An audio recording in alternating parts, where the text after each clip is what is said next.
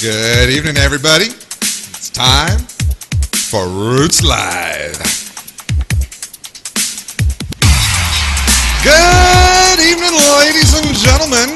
Welcome to episode number 6 of our new Wednesday night broadcast. Hey, everybody, it's RootzLive. Very excited to have you all here joining us for our 6th weekly episode on RootzWiki.com. Today's date is Wednesday, May 9th, 2012. It's currently 6 p.m. Pacific time. I am your host. My name is Scotty Brown, broadcasting from beautiful Puget Sound, Washington. Tonight's episode is sponsored by CruzerLite. For the very best in Android accessories, check out CruzerLite at CruzerLite.com. That's CruzerLite. Thanks to them for sponsoring our show. Thank you very much, guys. Round of applause. We're going to get right into this because we've got a very long show full of a lot of stuff. Get right into my guest introductions. First up, we've got... Oh gosh, I don't even know what your title is. We've got Mr. Matthew Patience here from B Notions in Toronto, Ontario, Canada. What's up, Matthew? Not much, Scott. How you doing? Good. Nice to have you on the air with us. Thank you so much for joining us. Yeah, it's been a long time. That's true. So Andrew usually does our outlines, and he has something really funny in here. He says you're beaming in live from Toronto, Canada, where he listens to every live concert being played at the Air Canada Centre. Well, you know what that is? I live in a condo building across from the ACC, the Air Canada Centre, and man, some of the bands are so loud. Like Nickelback was pounding last week. I can hear it 32 floors up. 32 floors up. Nickelback. I'm so very, very sorry. So am I. You were the CTO for Moby Cartel. You're now the technical director of mobile for B Notions. Is that right? That's correct. Well, it's awesome. You know, it's good to see you again. It's been a while since we've been on the air together. Yeah, it's good to be back. Awesome. Also here, our next co-host for the evening is a tech journalist writer for ZiffDavis'sGeek.com. He's the author of Taking Your Android Tablet to the Max, hailing from the great state of Maryland and coming to us live from CTIA in New Orleans, Louisiana. Please welcome Russell Hawley. How's it going? Good, man. How are you? It's been a crazy week. I believe it. I cannot wait to get to your segment because I know you've got a lot of really great news for us. Very true. Very cool. And then our final guest of the evening, he's the tech lead for the Android Developer Relations team at Google. He's the author of Professional Android 4 Application Development. Joining us from Los Altos, California, by way of London, England, and before that, Perth, Western Australia. Please, everybody, welcome Reto Meier. Hey, everyone. Good to join you today. All right. Hold on a second. I got to get your screen up. This is the downfall of producing my own shows. There we are. There we are. Hi, Reto. Almost right. There you go. I got you now. Hey, everyone. Very nice. Good. Now you can see me too. It's good to see you guys. Hey, Reto, thank you very, very much. Before we get started, just thanks so much for taking time out of your busy evening and joining us here. It's very much appreciated. No problem at all. I'm glad to be here. Excellent, and love the artwork behind you. Looks great. I thought it was appropriate for the event. Very much so. I want to go over a couple quick things before we get the show rolling too far. We do have a call-in number. That's 347-838-9645. 347-838-9645. The outline for tonight, we're going to have an interview with Reto Meier. We're going to hit up Russell Hawley from CTIA. He's got lots of CTIA news. And we've also got some news topics that we're going to want to cover throughout the show. We've got a couple contests that we're going to announce and actually do here on the air tonight. So you're going to want to stay tuned for the entire show. We've got some really cool stuff coming up. But I want to delve right into my interview with Reto. Reto, I got to tell you, I've really been looking forward to this since you agreed to come on the air. You are such a helpful person in the Android development community, and your knowledge in your books, you've helped me learn what little I know how to dev, and I don't know. I'm kind of overwhelmed that you're actually here on my program. So thank you again. Not a problem. No, I appreciate the opportunity to come on and speak to your audience. That's what we're all about here, is trying to spread the Android knowledge as widely as we can. That's great. Let's go ahead and get started. People that don't know, you're originally from Australia. How did your journey eventually land you in Los Altos? Yeah, so it's a long way away. So I grew up in Perth, which is on the west coast of Australia, which is a fantastic place. I love Perth, but it's perfectly located to be ridiculously far away from everywhere. It's I think literally one of the most isolated capital cities of any state in the world. So after growing up in Perth, I was really interested in sort of getting out there and seeing some of the rest of the world, and what I, like a lot of Aussies do, headed over to London with my now wife when I was about, I don't know, 24, something like that, and headed over to London and did some work there. I spent some time doing a bunch of different things before eventually getting a job with Google and then moving over here to the West Coast to Mountain View. Nice. How do you like California so far? It's nice. It's pretty good. The weather takes some getting used to after spending 6 years in London, but getting used to in a good way. So yeah, it's definitely enjoying it here. Very cool. So as mentioned in your intro, you're the tech lead for the Android development relations team at Google, and you recently authored the book Professional Android 4 Application Development. Tell us a little bit about the book and why you decided to write it. This is, I believe, the third iteration in the series. Is that right? It is, yeah. It's the third iteration, which makes it the third edition, but then named Pro Android 4, which is just confusing. But yeah, it's the third one. I started with the original professional Android application development back when Android first came out, and well before I was working for Google. Just basically because I thought Android was kind of awesome. So I did a few blog posts around it, and then got the opportunity to turn that into an actual book, which was kind of cool. And so then, I did the update for Pro Android 2, and then when Android 3 came out, things started to feel a little bit out of date in the book, and so I thought it's a really good opportunity to bring things up to date and introduce some of the really cool new stuff in Android 3. Now, the amount of time it took me to write the book meant that by the time it was finished, it needed to be renamed to Pro Android 4, and a few last-minute updates went into it there as well, and that's what we have now is the fourth edition, happily all up to date with all the cool new stuff which happened between 2 and 4. Very nice. Yeah, this is, for those of you guys viewing, this is the book right here. I was lucky enough to get an advance copy from Reto, and it is no small volume. There is just an overwhelming amount of knowledge in the book here. But it's laid out very well, even for a novice like myself to be able to understand. The feedback on your book from people I've spoken to, 'cause there was a few of us that got the pre-orders, has been overwhelmingly positive. What is the kind of feedback that you're getting personally from people? It's been pretty good, which I have to say is really rewarding. I mean, when you spend so much time and effort putting something like this together, and anyone out there who's written a book or similar knows that it's just a ridiculous amount of work. Like it takes up so much time, and so when it's all finished and it goes out there, you kind of have your heart in your throat to see whether or not people are going to appreciate it and find it useful. And so far, yeah, it's been great. I've got a lot of really positive comments on Twitter and on Google Plus from people saying, your book's been really useful. It's really helped me understand Android better. So yeah, it's been really positive feedback, and it's been really rewarding so far. Very cool. One of the reasons I selected Matthew to be one of our co-hosts tonight is because Matthew is an amazing Android developer, and I really wanted to get some good knowledge, to be able to interview you properly. There was a lot of stuff gone into this. Matthew, why don't you go ahead and take the next question, partner?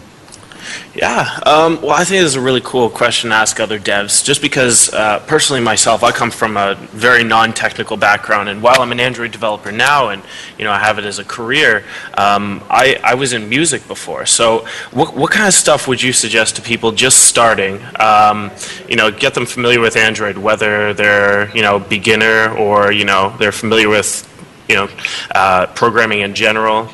What kind of resources, books, stuff like that do you suggest? That's a good question. For people which are really coming from any sort of background other than Android, so if you're kind of new to it all, the first thing I'd recommend is to spend a lot of time playing with the phone. Like, get a bunch of cool apps installed, and really start to see how they work. Because that's, I think, one of the biggest challenges if you're moving from either another mobile platform or from desktop development.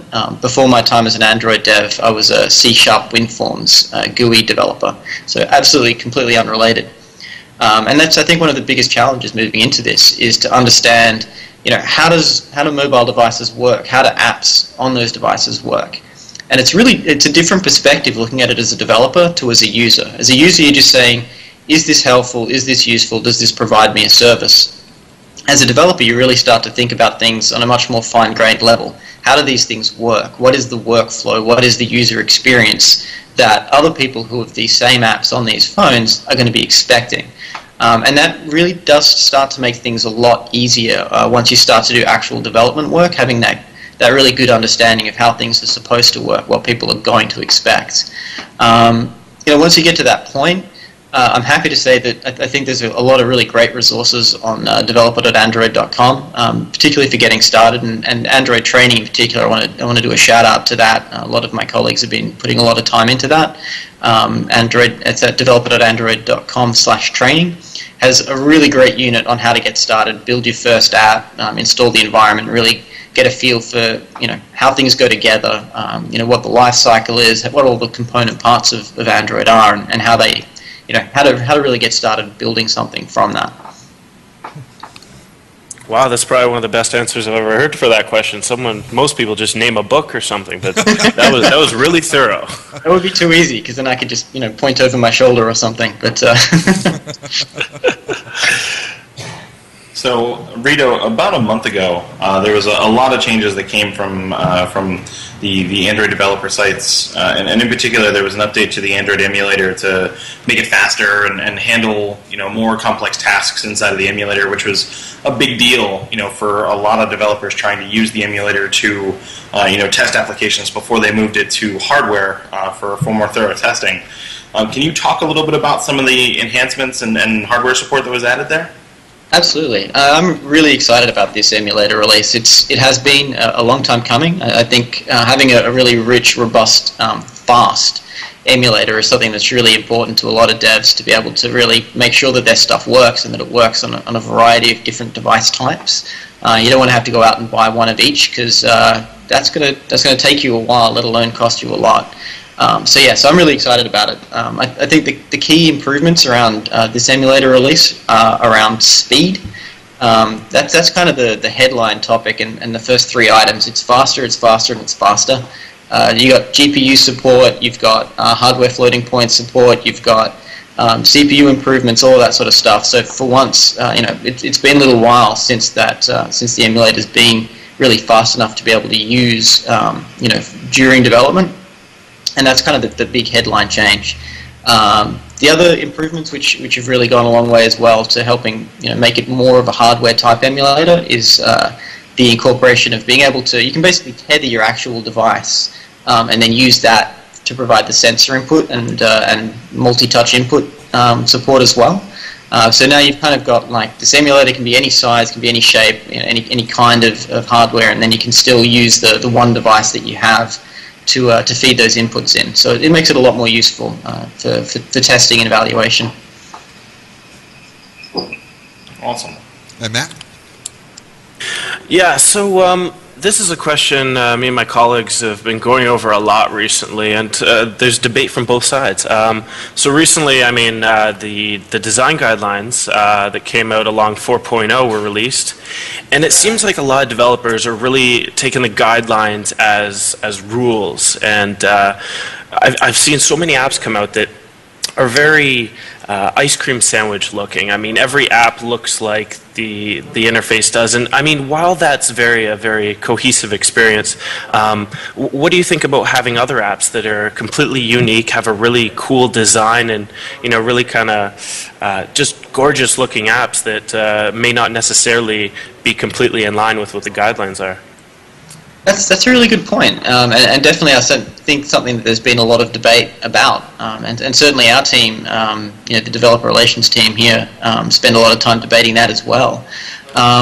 I think what it comes down to a lot of the time is balancing, that consistency, that user experience that people are going to want to be able to see, to be able to use the apps more easily, with an experience which is really beautiful, something which is innovative, which provides some opportunities for a user experience that don't exist anywhere else. So my general feedback is, what I try and encourage developers to do is to, don't be different just for the sake of being different. So when it comes to sort of common design patterns, workflow, those sorts of things, it's really useful there to be consistent as possible with the framework, with the built-in apps and those sorts of things. Because fundamentally, when you're using mobile devices, people, they don't necessarily have a lot of time to understand how things work, and so the core part of the user experience is that they should be able to open up that app and be able to understand how it's used and what purpose it's serving straight away. That doesn't mean, though, that you have to sort of create these cookie cutters where everything's just a list view with an action bar and it all looks and acts exactly the same way. I think there's a lot of scope for being able to customize your apps and really give them a unique feel, something which really stands out and makes it beautiful and easy to use. But still sort of tying into the framework user experience where you can. So cool. This isn't so much something that Google has a whole lot of control over, but the cool thing about this Android ecosystem is that we've got tons of different devices that fit so many different visual profiles. Screens are different sizes. There are different features inside of each device. Given that, what are some kind of hardware specific design considerations? Be they general or specific, that you think developers should be aware of? So yeah, you're absolutely right. I think it's one of the challenges and one of the real opportunities for Android is that there is this massive ecosystem of devices that your app may run on. And I think one of the fundamental things which I really want to encourage developers to do is to think about those different profiles as different unique cases. So there's things you can do in your Android dev to make sure that your phone layout expands well so that it'll work on a tablet, and that's kind of okay as a first pass. But anyone who's used both a phone and a tablet knows that it's fundamentally a different user experience. So one of the first things that I would suggest is that you sort of think of your app in terms of the different buckets of devices that it would work in. So first separate out what are the hardware things that it needs to have. Does it need to have telephony? Does it need to have a camera? What are those things? And then just use your manifest settings to say, look, if this device doesn't have a camera, then my app, if you've created Instagram, it's probably not going to be the most useful app on a device that doesn't have that hardware. So just cut it out completely. And then for everything else, basically the same as you would for a website or for a desktop app. It's create an optimal design. So let's create the phone user experience. And then how big can that get before it starts to be less intuitive, less easy to use? And at that point, you create a new user experience, something which is optimized for that size. And then go bigger again until say for something like TV or something like that, where you've got more white space or whatever. And then design something which is ideal for that. And a lot of times there's going to be a lot of crossover, and if you use things like fragments, there's not going to be too much rewriting the same thing. You can sort of take those elements and move them around. But it's really about trying to create something that is as easy and as fun and as understandable to use on each of those different platforms. Reto, can you go over some of the widget design guidelines for us? The widget design guidelines, sure. I have to admit, I haven't looked too closely at them lately. So, was there anything in particular around the widgets that you were hoping to get, more information about? Anything that I don't know, maybe anything that might have popped up recently as far as the guidelines go. Gotcha. I think, for me, one of the big things with widgets these days is about taking advantage of some of the honeycomb and ice cream sandwich stuff. So having widgets that can be resized, creating widgets which have, the collection interfaces, so the stackable widgets, the list views, the grid layout widgets, all of those sorts of things. They can really make those widgets, that much more interactive, that much more compelling, because ultimately the widget is kind of a unique thing. It's a way that you can get your app and stick it right on someone's home screen. So, in terms of the straight-up UI guidelines, I think they're pretty well specified on the design site, so I won't try and reiterate those here. But what I will say is try and think about how you can make those widgets more interactive, more dynamic. Because if you just stick something on the home screen and it's just a shortcut or it's just a static piece of content, then pretty quickly it's going to become something which people will try and move out of the way for something more useful. So I would think about ways to make sure that it stays fresh, that it stays interactive, so that it actually does something. In a lot of cases, your widget's going to be a replacement for your app being opened up regularly, and that's not necessarily a bad thing. It's just a different way for people to interact with your application. Cool, thank you, Matt. Yeah. So I was going to say, what is one of the most common problems that new developers face when designing an application? Oh, that's a good question. I think it depends on whether you're looking at a design in terms of sort of an architecture or design in terms of UI. I can answer both, but is there one in particular that you were thinking of? I'd actually love to hear both if you could. Yeah, I kind of put myself in for that one. Huh? Open the door. Yeah, you walked into that one, Reto. Yeah. In terms of architecture, I think the biggest challenge for someone who's really new to Android is really understanding each of the components. I was talking to one of the framework engineers about this yesterday, and saying, like, an activity, it's kind of like a form, and he kind of looks up and he's like, not really. And he's right, it's not really like a form, but coming from a desktop development background, that's the nearest thing that I could think of it. And it's interesting because he points out that if you make that kind of analogy, it can actually lead you down the wrong road because you expect it to work the way a traditional WinForms form works. And it doesn't. It's really more about being it's really more about being a place where state is kept, and so that you're reacting to changes in application or activity state. And so that's really understanding sort of that arc, the way that all of each of the application components fits together. What is a service? What is an activity? What is a fragment? How do these things work together? How does threading fit into this model? What's an intent? A lot of these concepts, I mean, for those of us which have been doing Android for a long time, it seems kind of obvious. It's fundamental. But for people coming into it new, I think that's probably the biggest challenge, is really getting a solid understanding of what those components are and how your application architecture works using each of these components in the right way. And so that's a big part of what Android training is supposed to do, is to help people really get a foundational understanding of what those bits are and what they should be used for. From a UI perspective, I think really it depends on where your existing background is. I think if you're coming from another mobile platform, one of the big challenges is coming up with a UI design which scales, something which is going to work on devices which have an extra 84 pixels on the bottom, let alone have tablets and everything else within the ecosystem. For people from a web or desktop background, in a way it's almost easier, and that's where I came from. I've been creating WinForms, and the idea of having a UI that didn't scale is kind of ridiculous. Like, you can try and have a fixed width form, but that's going to get sent back to you pretty quickly. So that's always kind of been part of my workflow, and I think the case for a lot of people from that side. I think if you are used to sort of web or WinForms development, the big challenge is really understanding how resource constrained a mobile device is, because they're seriously resource constrained.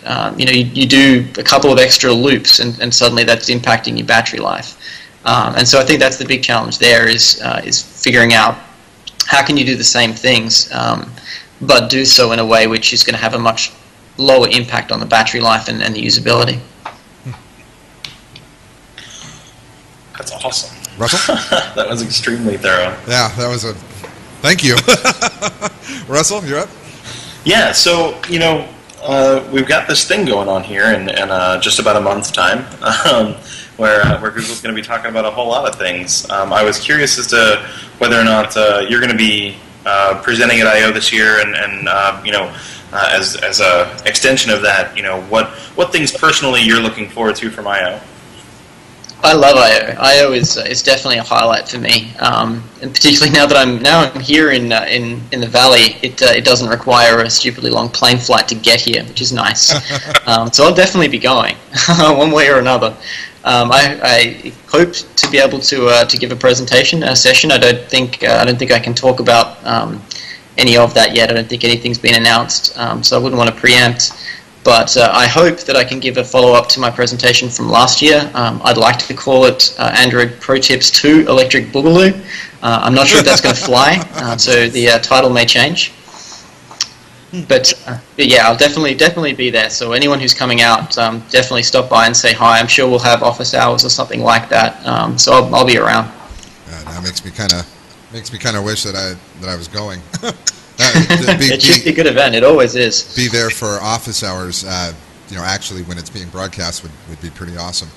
Although we kind of believe that the topic has been beat to death over and over and over, there's still some people who think it's a real issue nowadays.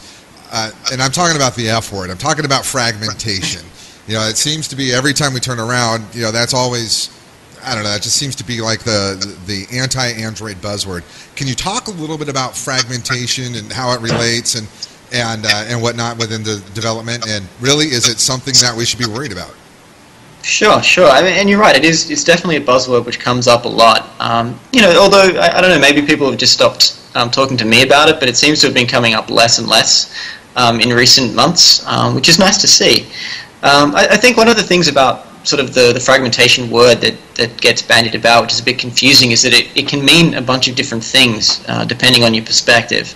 So when we think of fragmentation as, in terms of Android, we think of it in terms of devices where if you run your code on that device, it doesn't work. So the whole principle behind Android is that if it's an Android device which is running Google Play and you download something from that, it should work on every device. And for the most part, that's worked well. There hasn't been too many problems. There's been a few issues. I think for games developers in particular have found a few, and there's been some camera issues as well. And they're things that we need to sort out, which go into this compatibility definition document and compatibility test suite, which are designed to do exactly that, to make sure that all the devices are compatible and that everything works, and that we don't have any of that fragmentation. I think where people, where the waters get muddied a little is more from the consumer side, where people are talking about fragmentation in terms of there being either a lot of different kinds of hardware or a lot of different versions of the software being out there at any given time. And from a user perspective, I totally get that. I mean, I'm really lucky. I get to have the latest version of Android at all times, and I can see why. We spend all this time telling you guys how awesome it is. I can see why if you've got a phone which is running an earlier version, you're going to be a little frustrated. And so that's certainly something which I can understand people's frustration with. But from a developer perspective, I think fragmentation isn't really something which a lot of developers have had to deal with. Certainly, you have to have an app which is going to work on older versions of Android. You can't just say, okay, I'm just going to go ice cream sandwich and screw everyone else. But for the most part, that just means making sure that if you're making any calls to any of the fancy new APIs, that you're wrapping them up in a way that means that for users of earlier versions of the platform, they still get to use your app in a really great way. They just don't have access to some of the features which aren't quite available on their phone. And if you do it the right way, it means as soon as they get those updates, boom, they get the additional functionality on their devices, assuming it's not a hardware requirement. Great. Matt? So we love NFC here at B-Notions. Probably built close to 10 apps now, and every single app, we come up with so many unique ideas every time. For you, I don't know how much you've delved into NFC stuff, but what would be your top 3 uses for NFC, assuming that there's no limitations from the carriers on it? Sure. Yeah, I mean, I think NFC is really cool. I think the most obvious to me sort of killer feature of NFC is payments, right? It's kind of the obvious one. Quick payments, whether that's through things like Oystercard or whatever in London, where you can just swipe to pay for your tube fare, or whether that's going down to Whole Foods and paying for your groceries with your phone. I mean, that's just a great experience. It's one less reason to have to carry my wallet around, which is definitely a plus. The other key one, I think, is data transfer. So we can see a little bit of that around, with Android Beam in the newer versions of Android, which is a really great experience. Once you've done that a couple of times, you can really see the power in it. It's like you're looking at a web page on your phone. You just hold the two together, tap, and you've sent someone else to the same place. And we're starting to see a lot of apps incorporate those features in much more detail these days, which is really nice as well. So the potential for games and for everything else, and just being able to share that device-to-device data, I think is really interesting. Beyond that, I'm not sure. I think it's still a fairly new concept for developers to be thinking about in terms of their apps. So I'm really looking forward to seeing some of the other things which people put together as the hardware becomes more and more popular. Very cool. Awesome. So this is kind of an awkward question, really, because there's certainly an easy answer, but I'm hoping that you may have another suggestion.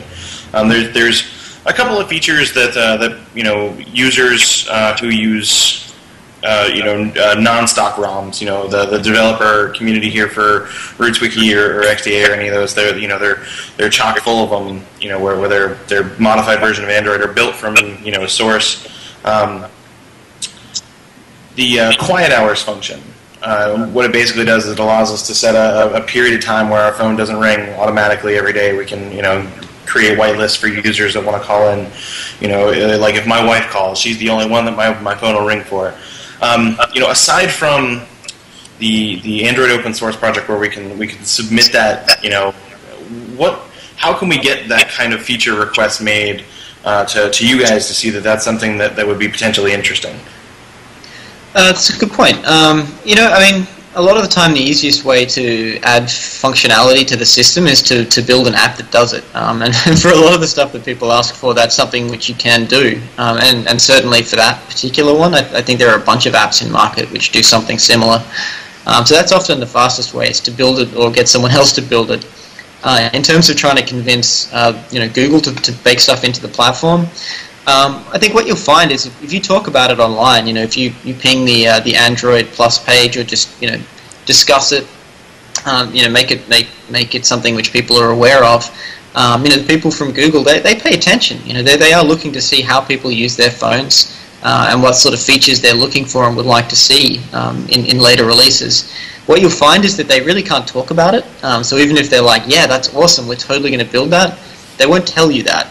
It'll just be built into a later release. A lot of that's just corporate culture. It's the way it works. We don't talk about stuff that's coming. We just talk about stuff that's already been done. So what I would say is, yeah, by all means, if you've got feature requests, just talk about them as loudly as you can, and rest assured there will be people which are paying attention. Great. Reto, I want to go back to your book.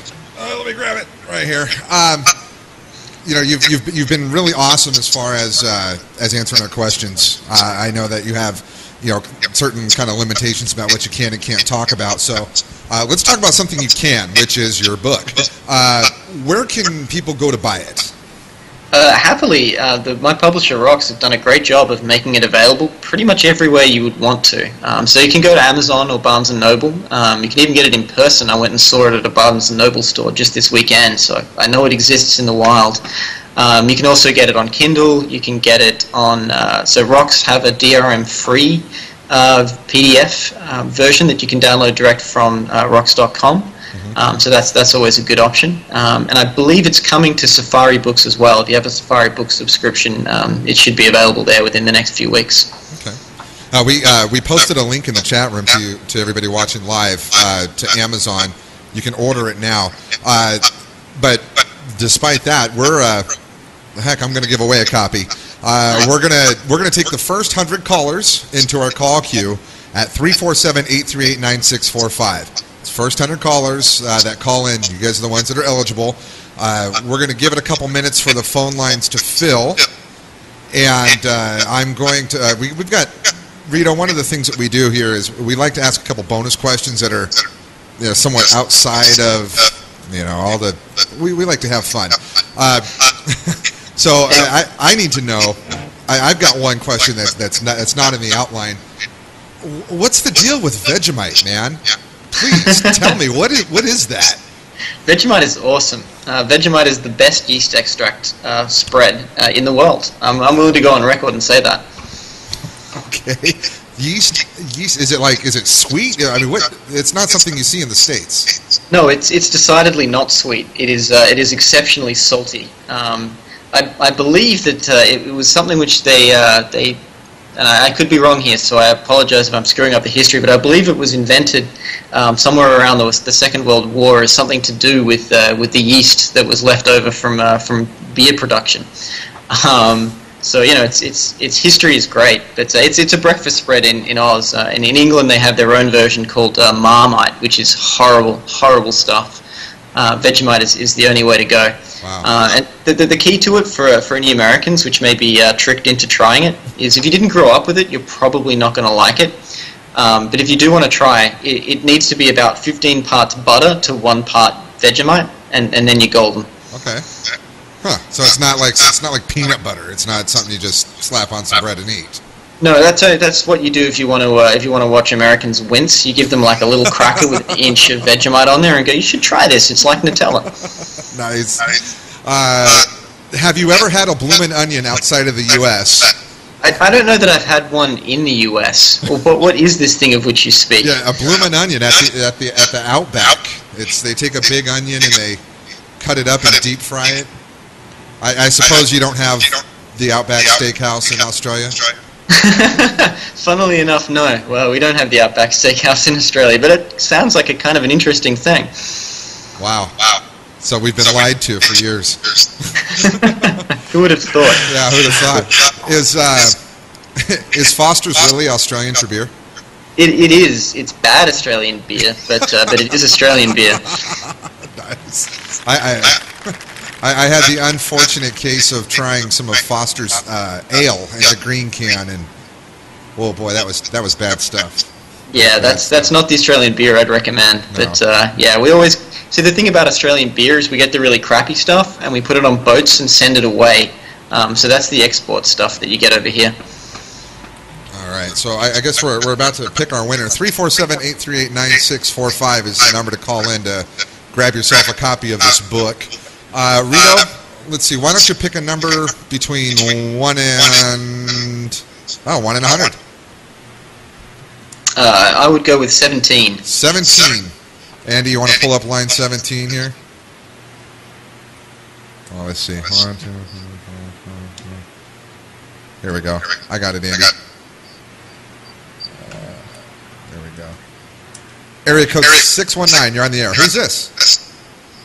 Hey, this is Jody. Who? Jody, Barney Droid in the chat room. Oh, hello there. You just won yourself a copy of Reto's book. Badass.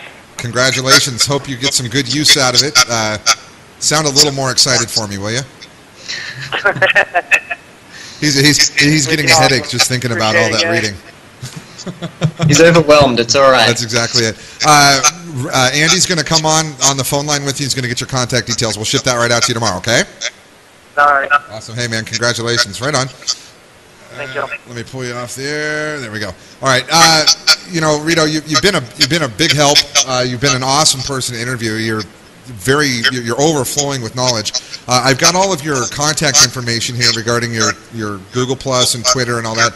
We're going to post that in the chat room so everybody can see everything from the developers hours, your YouTube channel, all that stuff. Anything else that you wanted to say before we conclude the interview?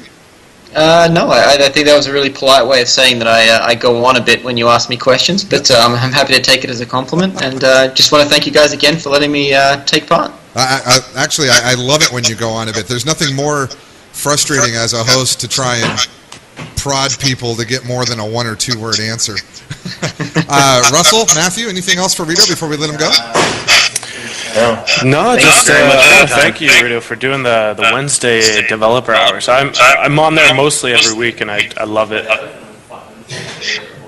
Awesome. Yeah, I'm really glad. That's something we're just experimenting with and sort of following in the footsteps of guys like yourselves and trying to do this sort of online interactive video content. I think it's a really exciting way to be able to reach more people and tell them all about Android and how to build great apps. Now that you've got the audio straightened out. Yeah, exactly. It's one thing you learn. It's really easy to get a webcam and a mic set up for one person in a room. It's much harder to do it for 6 people in a room. Right. I feel your pain. Try broadcasting to a couple 400 people every week. All right, Reto. Well, I want to thank you very much for coming on today. And anytime you feel like spending some time with us, just hit me up. I'd love to have you on again in the future. Perfect. Thanks again for having me, guys. Reto Meier, everybody. Thank you so much. Awesome. What a great guy, Reto. That's really great that he took time out of his night to come on our. I'm kind of overwhelmed. I mean, that's a big name. I mean, Reto's the man when it comes to development.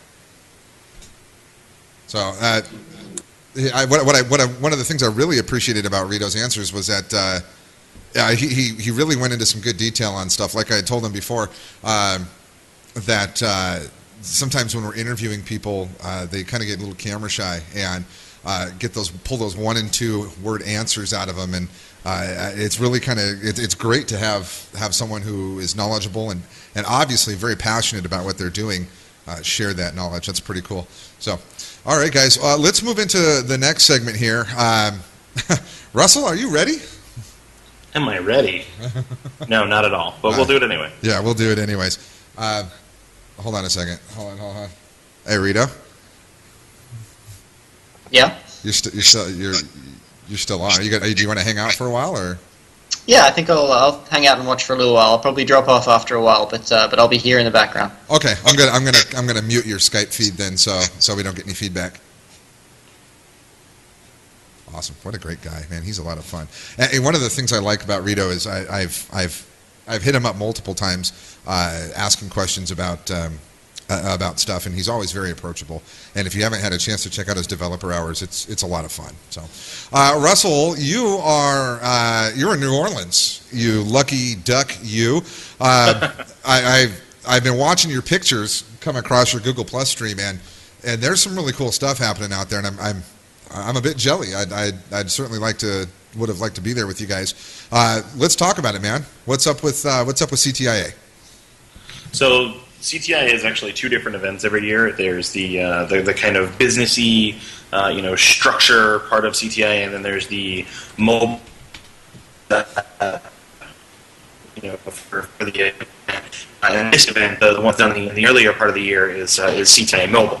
This is where the ecosystem as a whole, the entirety of the mobile ecosystem, comes and talks about wireless infrastructure and the latest devices and services that are wrapped around the mobile environment. And so a lot of the things talked about here right now are LTE infrastructure, the 5G Wi-Fi that's coming, 802.11.AC, and there wasn't a whole lot of brand devices that were coming out. There were certainly devices that were announced around the event, like the Samsung Galaxy S3 that was announced in London last week, and then on Friday the Droid Incredible 4G LTE was announced as well. But at the show, there actually wasn't a lot in the way of devices that were announced, but there's plenty of services that just kind of wrap this entire ecosystem and really kind of set the tone for how the next year is going to function in the mobile environment. What companies have you seen showcasing? So we've seen Qualcomm is here in style. They've got an amazing booth for the Snapdragon S4 setup. They're showing the Qualcomm Snapdragon developer phone and the different functionalities that it has. They're doing a lot with things like 3D audio. You put headphones on and you play sound, and you can literally hear the helicopter zoom around your head, and you can specifically grab at where it's coming from. It's really kind of fascinating. There's a tablet that they have as well that was only showcasing Android here at the event, but they are also working on Windows 8. There was just a ton of information from them. HTC had a massive booth where they were demonstrating all of the really interesting things that are going on with Sense 4 right now, including some real audio demonstrations of Beats Audio and how Beats Audio has really grown So it's not just this weird thing that got tacked onto an HTC phone. It's now something that's embedded in Sense 4, and anytime you play any audio at all, if you're playing something that's a movie or something like that, Beats audio is integrated there. And obviously, interesting things to do with their cameras, which have certainly gotten a huge bump since the One line. As far as other people that were really showcasing something truly significant, everyone was bringing really interesting things, but not a whole lot in the way of products. The most important service of the event that I think was announced was actually Mastercard. Mastercard's been a supporter of Google Wallet for a while, and they actually integrated Google Wallet in such a way that it works with PayPass. So anywhere that there's a PayPass terminal, you can walk up and tap your Google Wallet device, and the transaction happens. At this event, they actually announced a complete purchasing system that wraps around the PayPass structure, which includes apps for NFC-enabled phones, web purchasing systems that are very similar to paying with Google Checkout and paying with PayPal. Just a complete purchasing ecosystem for digital purchasing that really kind of paints some interesting crosshairs on a lot of the competition in this area, particularly PayPal and Google. And excuse me, I'm sorry. Any shocking revelations? Anything that you've seen that was really that you were impressed by?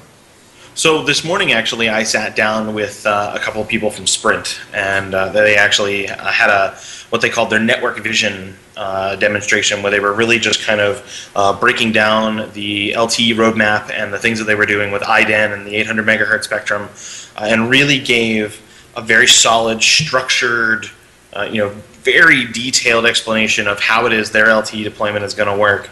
And a lot of people have, kind of looked down at Sprint for being kind of the third leg in this race for LTE and 4G speeds, but their LTE deployment is certainly going to be slower than AT&T and Verizon's, but in no way is it going to be a third place for very long. Their plan is very structured to move forward very strong and deliver a solid competing product. By mid 2012, really. Matt? Yes. Yeah. Are you at Bean Oceans right now? Sorry? Yeah, I'm at work. Okay. Sorry about that. I just want to make sure you're still there. Russell, I saw. I've seen a lot of these pictures here. I was really kind of thanks everybody for being patient with us. Again, that's one of the pitfalls of having a live broadcast and trying to do it the best way we can with what we've got. Russell, as you were saying. So I was talking a little tiny bit about New Orleans. Really, it's such a fascinating city. Despite everything that this city has been through, it is just utterly amazing how every single thing everywhere is completely different. It's just phenomenal how this little bowl that is supposed to be filled with water has created just an amazing, diverse culture of so many different kinds of people, and it shows in every aspect of just walking down the street. You see buildings that are old, buildings that are new, buildings that are just everything. It's how is about this place is just this giant collaboration. Hello. Hello. I gotcha. Okay. How prevalent is Android at CTIA? That's been something I've wondered about. It seems like all the photos I've seen with you in there and see the buzz that I've gotten over Twitter and whatnot. It seems that Android has a pretty big presence. Would you say that that's the case? Android definitely has a pretty big presence. With HTC and Toshiba and Samsung's got a meeting space here. They don't actually have a booth, but I did get some hands-on time with the Samsung Galaxy S3, which is phenomenal. I also got some hands-on time with the HTC Evo 4G LTE, which is also a phenomenal phone so far. But the the big thing that you've seen from all the different pictures is actually Intel, of all companies. They wrap the buses with Androids that are doing things. I'm actually going to have packets of stickers that I'm going to give away on Google Plus for whoever answers first or whatever, that are actually little Android figures that are holding Intel phones and New Orleans themed. Some are playing jazz instruments and some are doing other things.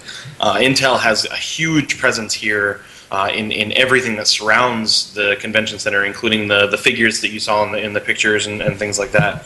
And that's really where you see the Android logo all over the place, is really because of Intel. Intel, that's interesting.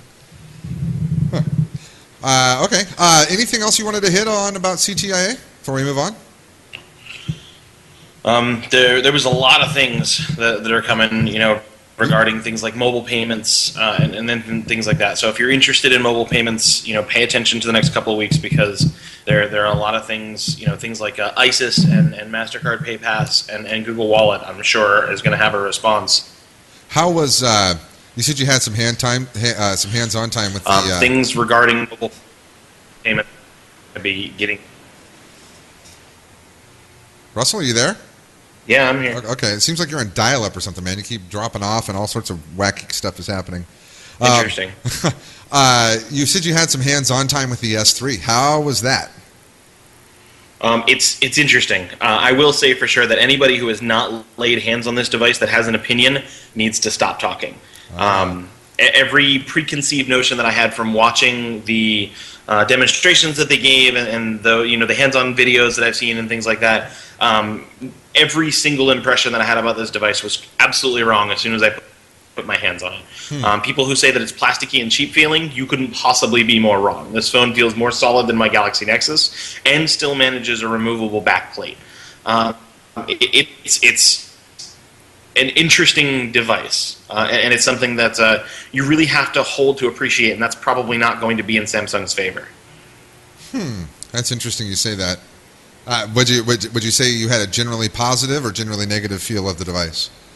I didn't spend as much time with it as I would like, and I'll probably end up spending more time with it tomorrow. But my initial impressions of the device was pretty positive. Oh, cool. Okay. Well, those guys, Russell Hawley is an author as well. He's authored the book Taking Tablets to the Max. You can get it on Amazon.com, and Andy's going to paste the link in the chat there so that you can go and order it. I've got a copy, actually, right this. At my right hand, Taking Tablets to the Max by Russell Hawley. He's also a writer for Geek.com and generally an all-around very knowledgeable personality within the Android ecosphere. You're going to be at the barbecue, right? I am definitely. And you'll be speaking there, right? Yes. You are the man, my friend. Yeah, my presentation is going to be on fanboys. Oh. Oh boy, that's going to be fun. I'll definitely be there for that one. All right. Well, I want to take a second here to do a sponsor break for this episode of RootzLive. Our show sponsor is CruzerLite. They've actually bought some ad space for us, and they'll be sponsoring the next couple shows. I've been using their cases for some time now, and use them on just about every device that I own or that I happen to review. It's kind of become a habit that when I get review devices, that I get a case for them. Specifically because I have to return them, and if they are messed up, then I usually have to pay for them, and I don't want to do that. So I do use a case for them, and I've been using CruzerLite cases for a while. I just got this one because I got the HTC One S. I just got this one. I'm going to hold this up to the camera, see if you guys can see. This is the clear Androidified case that I got from CruzerLite. It's pretty slick. It shows the colors and everything of the device, kind of that light blue gray. They are TPU cases. Let me see. I actually wrote some notes. Most of their cases are reasonably priced between $9 and $15. The cases add very little bulk. I've been pretty happy with it. It's flexible enough that it fits well on the devices, but once it's on there, it's very, very comfortable. It doesn't add a lot of bulk, and it feels pretty good. They provide a nice grip. They're pretty slick looking. I like this one because I'm not a big fan of, flashy stuff on my phone. Even my even my wallpaper is still. Even my wallpaper on my device is pretty plain too. I just use a live wallpaper. But anyways, you got to check out CruzerLite.com. They've offered 10% off anything that you order from them using the coupon code RootzLive. There's a banner that you can click and get over at CruzerLite.com, CruzerLite.com. Use that coupon code RootzLive. You'll get 10% off of any order that you place there. And speaking of which, got a couple announcements to make regarding some contest ideas and stuff like that. I've put together a thing with CruzerLite as part of the sponsorship here, and I hope you guys in the chat room are paying attention, because this is going to be important. You're going to like this. So one of the things that's been asked of us multiple times here at RootsWiki is a RootsWiki case.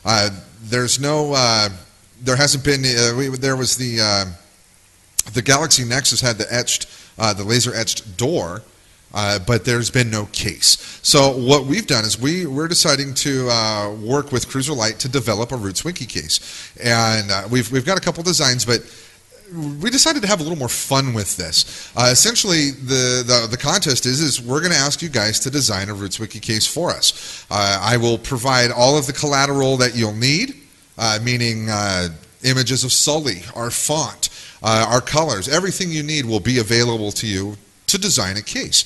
And we're going to take, we'll take all the submissions for the case designs.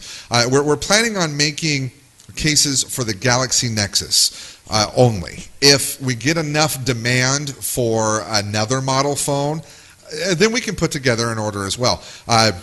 Part of the deal I've made with CruzerLite, though, is that we need to get 50 pre-orders.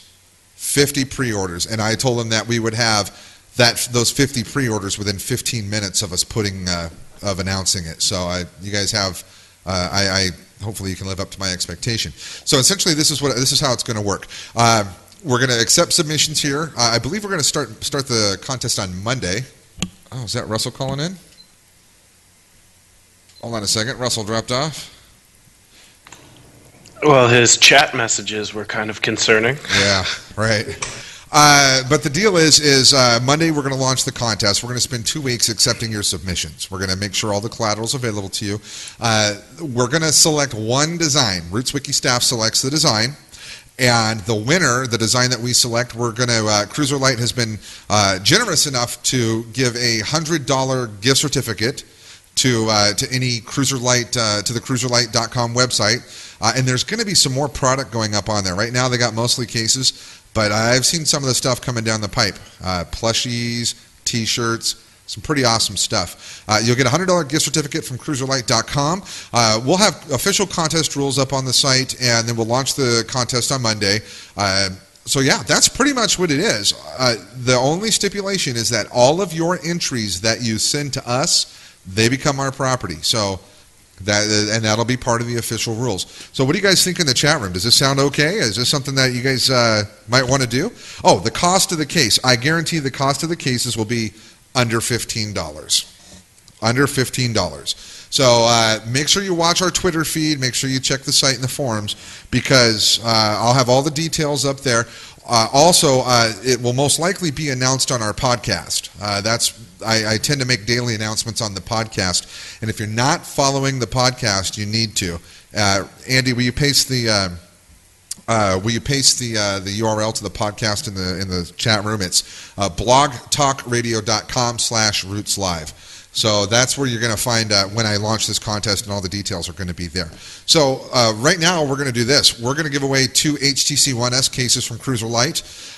There's some stipulations. You need to go add them on Twitter. I need to get you on Twitter. You need to go add them. They're at twitter.com/CruzerLite. That's CruzerLite. And I believe Andy's going to stick that in the chat room as well. Andy, are you still on? Andy? Andy, you there? Oh boy, am I all alone? Okay, he did paste it. There it is. Okay, so twitter.com/CruzerLite. You're going to want to go follow them right now. And this is only good for HTC One S's, because that's all the that's all of the cases I've got, but I've got a whole ton load here. And I've got a whole bunch of different colors. I've got white, I've got black, I've got blue, I've got pink, which I hear is Adam Outler's favorite color. I think that might work for him. So go add them right now, and then I want you, after you've added them, I want you to tweet this. Andy, you can paste the in the chat room. Essentially, I want you to tweet this, and I'm going to grab a random tweet using a generator and all that sort of stuff. I want to win a new case from a HTC One S from CruzerLite. That's what you're going to need to, and it's going to be in there. That's what you need to tweet, and then I'll hit those keywords and I'll pull a random one out. And so we'll do that here in just a few minutes. Looks like Andy is doing his thing. Hey, Matt, do you want a pink case? HTC One S case? Does it fit on a Galaxy Nexus? No, but you could pre-order a RootzWiki one. I'm down. Yeah, I'm sure I'm down. I want to win a new. Gosh, it's right. It's in the chat room here, Andy. I mean, it's in the document. Because I want them to @HTC and @CruzerLite. You know, it's funny. I was kicking around the idea of making an AOKP. There you go, an AOKP CruzerLite case, pink with a big unicorn on the back. I thought that'd probably get some sales. There you go. So what Rugger just put in the chat room, that's what you need to go tweet. And oh boy, I know that there's some. Let's see, pick random Twitter. What do you mean that's new? You didn't? I put that in like at around 3 o'clock my time. Poor Andy. All right, so let's see. Twitrand, that's it. We'll use Twitrand. All right. So let's do this. Got to sign in. Oh, now Andy's complaining that he has a job. Okay, so let's see. You know, can I show my desktop? Not from where I'm at. So if you guys tweet this a few times, I think it might increase the chance of you winning. You have to follow. You have to follow CruzerLite. Make sure you're following CruzerLite. That's what's important, and I will check. All right, let's move on. Let that go a little bit. I don't know where Russell went. Russell totally split. Matt, have you talked to Russell? I have not, but his last messages in the chat were, as I said, concerning, and it sounded like he got murdered or something. Yeah, I know. We have like a private document chat here, and there were 2 words that were typed that I can't say on the air, and then Russell went away. It's like, okay.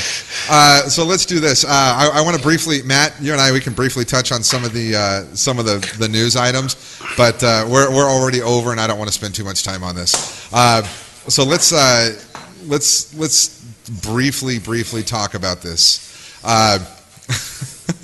Now he's talking to me on G-Talk on his phone. Poor guy, his internet completely failed. It's okay. Poor Russell. All right, I've also, let's just go ahead and go into this. Oracle versus Google Part 1, jury findings distilled.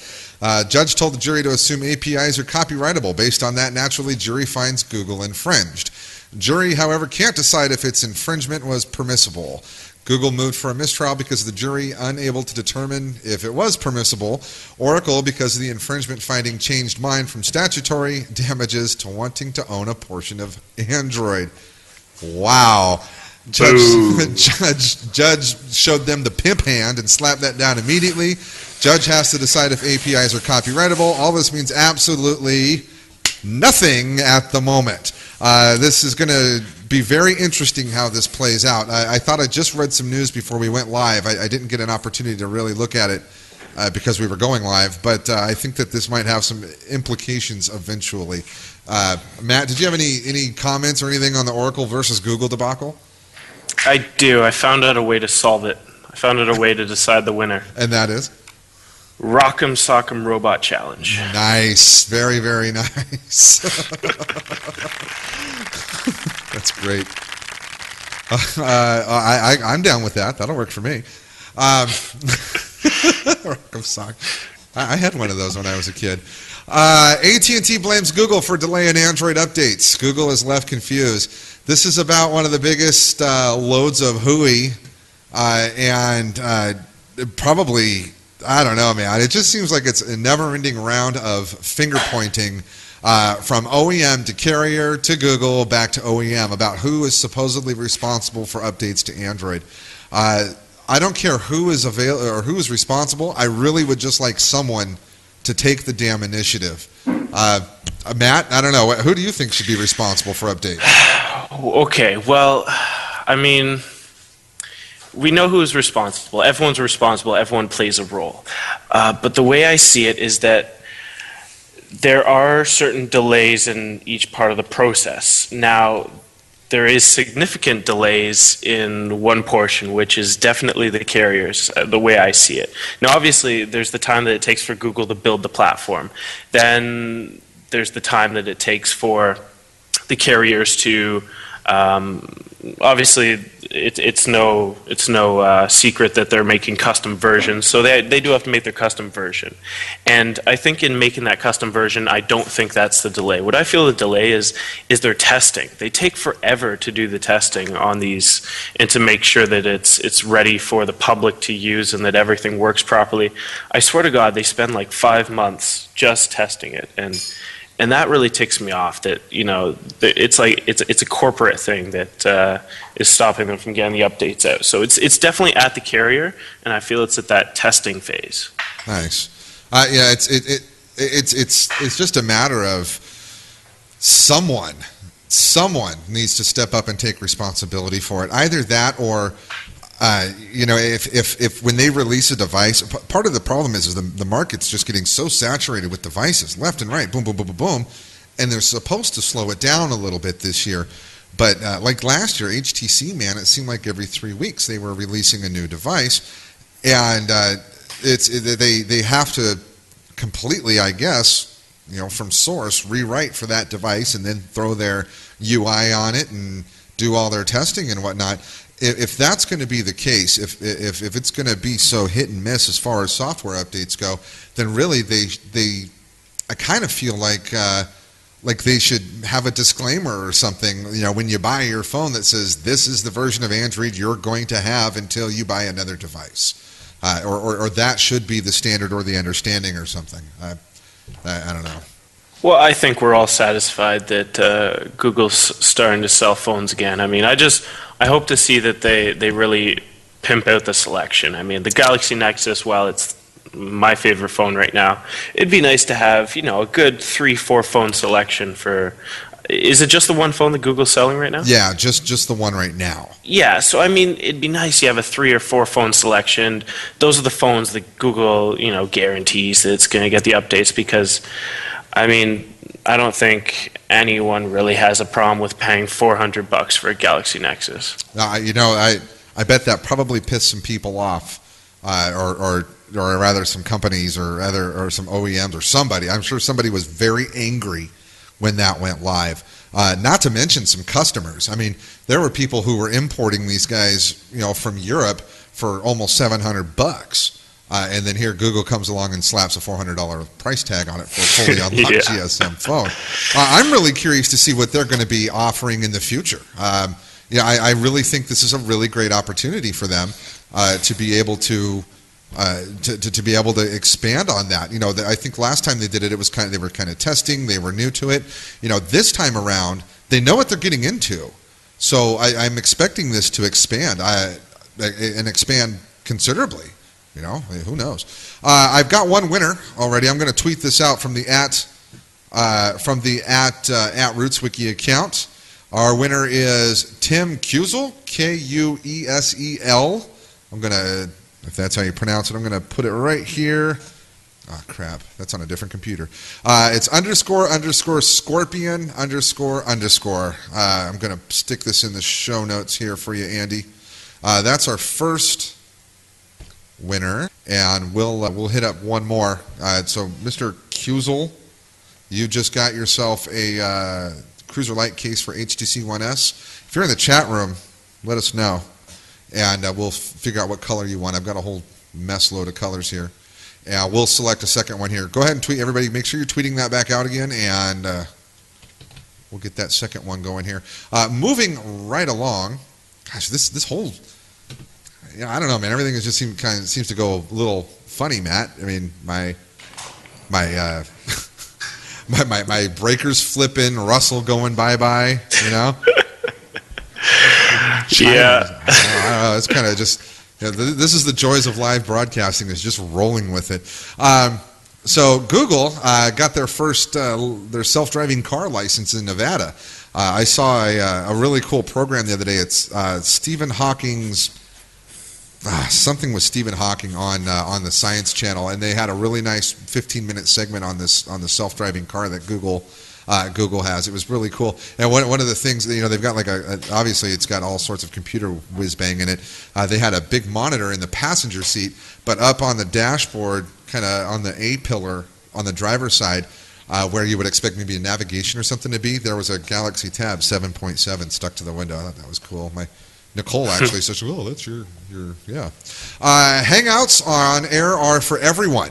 Hangouts on Air it has launched, and it's a slow rollout, but everybody should be getting Hangouts on Air.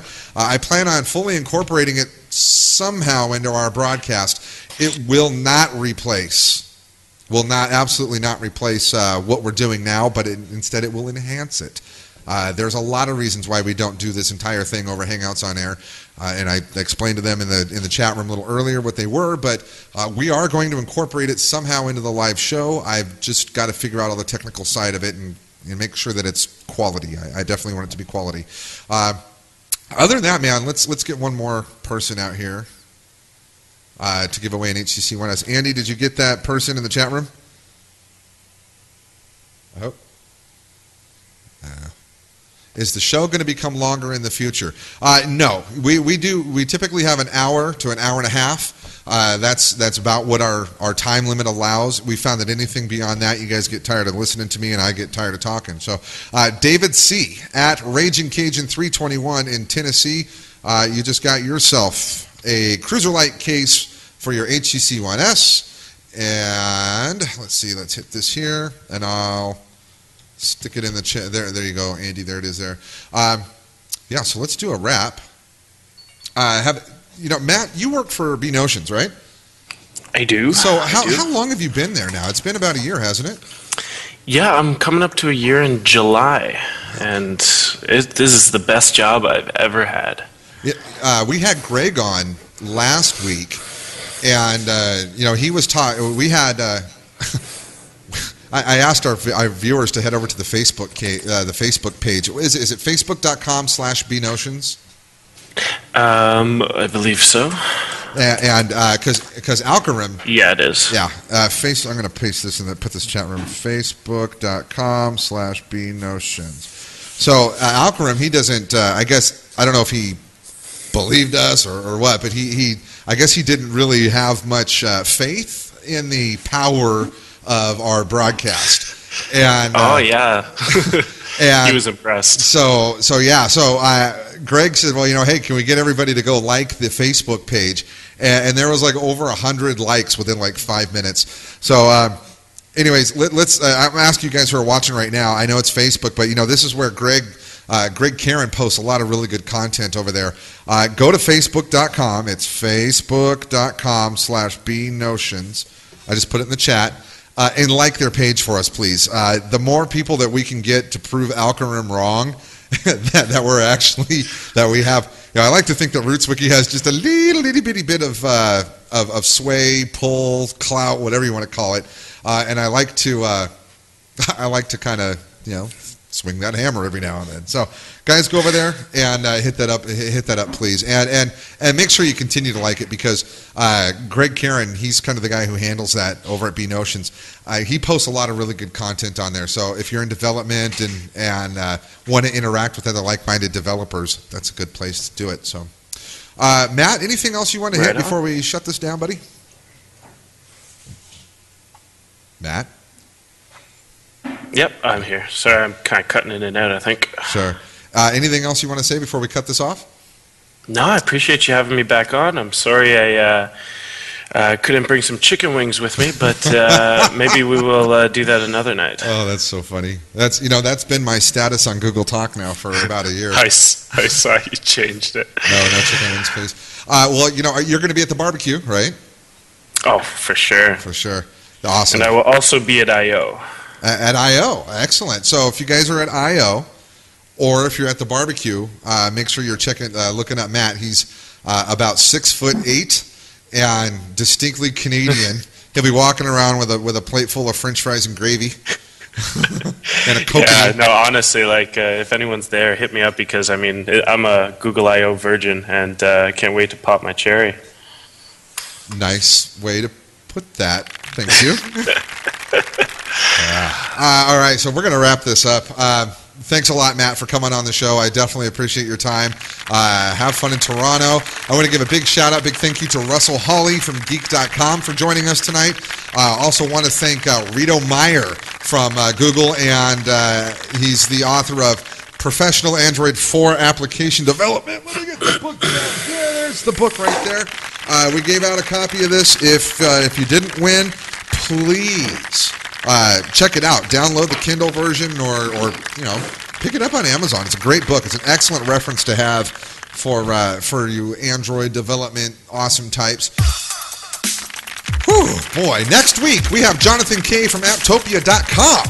It's a place where developers can sell the intellectual property rights of their app, including the source code, and companies can buy them via an auction.